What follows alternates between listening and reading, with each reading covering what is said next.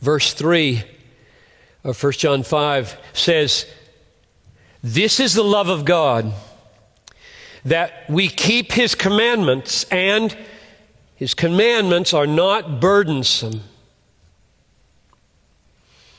Now, some people equate loving God with keeping His commandments.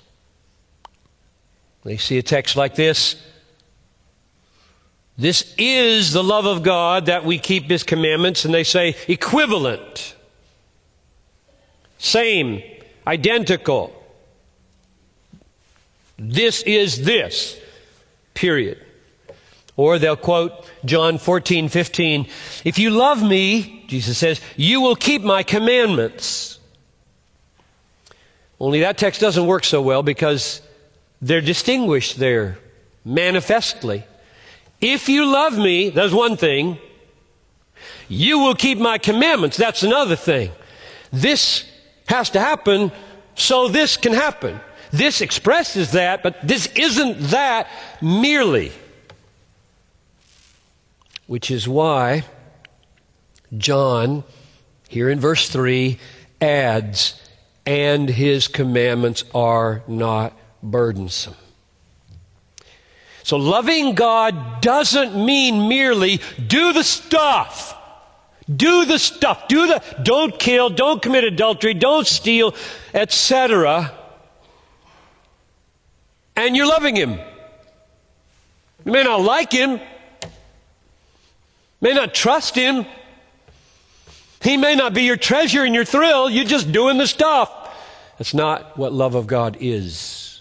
Which is why He adds, "And His commandments are not burdensome," which I take to mean, see for yourself, loving God means having a heart that doesn't find the commandments of God burdensome. See for yourself.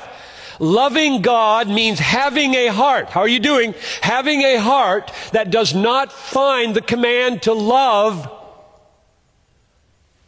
and all the other commands that are relevant burdensome. Now, if the commandments aren't burdensome, what are they? Well, they're a delight. That's what the Psalms say over and over again. So I'll read you 4 examples. Psalm 40, verse 8. "I delight to do your will, O God. Your law is within my heart." And we Christians have had the law written on our hearts. And so that's what it means to have the law written on your heart. It's not anymore oppressing you from outside on stone. It's rising up inside from your heart. So it means to have the law written on your heart. Or Psalm 19, verse 24. "Your testimonies are my delight. They are my counselors." Psalm 119, verse 35. "Lead me in the path of your commandments, for I delight in it." The path of your commandments. Psalm 119:92. "If your law had not been my delight, I would have perished in my affliction."